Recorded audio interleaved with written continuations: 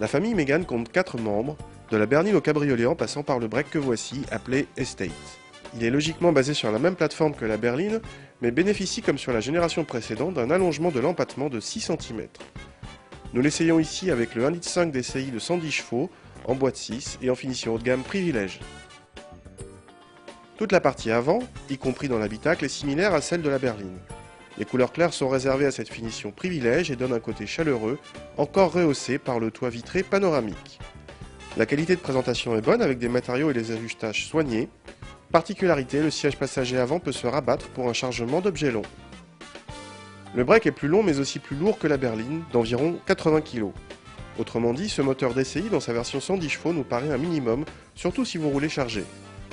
Les performances sont quelconques, mais l'agrément et la douceur d'utilisation sont au rendez-vous grâce à une très bonne souplesse et une insonorisation soignée. La boîte 6 participe au confort sur autoroute. L'allongement de l'empattement profite partiellement aux passagers arrière qui ont droit à environ 3 cm de plus que dans la berline. C'est suffisant pour que 4 adultes s'installent à bord sans problème.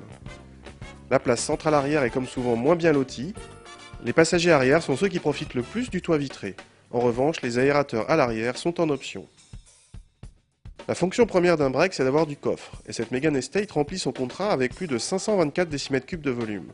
Le seuil de chargement est bas, mais la qualité de présentation est nettement moins soignée qu'à l'avant, et les aspects pratiques pas si pratiques que ça.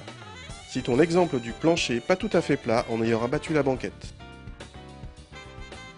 Le coffre constitue à la fois le point fort et le point faible de cette Mégane Estate.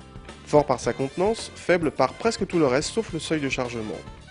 Mais cette Mégane reste par ailleurs très agréable par sa douceur d'utilisation au quotidien, sans chercher la performance, sa qualité de présentation à l'avant et une belle sobriété justifiant un bonus de 500 €.